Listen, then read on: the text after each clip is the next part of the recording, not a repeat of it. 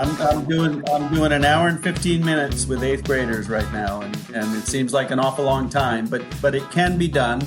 And really what you're habituating them to is what I would call sustained rational discourse.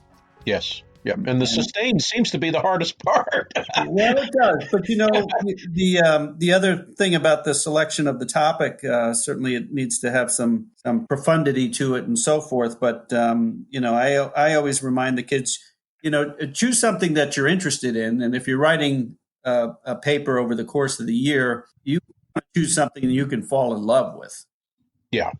And there's nothing worse than being stuck with a topic that becomes uninteresting to you after a few days of consideration. So that's right. If it's an area of discovery that you can actually fall in love with, beauty in some aspect of music or the visual arts and whatnot, then that's something that you ought to pursue. And then that if I'm pursuing a topic that I do love, in all likelihood, I'm going to be right there to the very end and be interested in what I'm doing and have some passion and so forth. The other, I'm thinking back of some of the students in your school that had done some papers.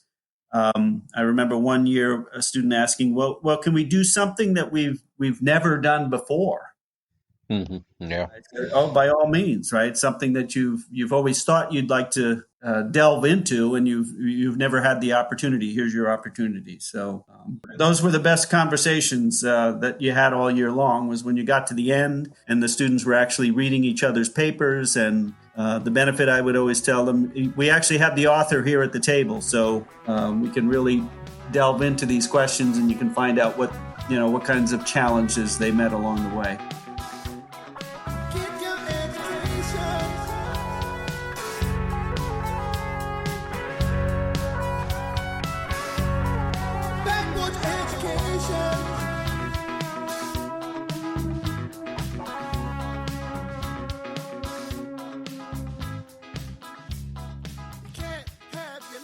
If you don't eat your vegetables.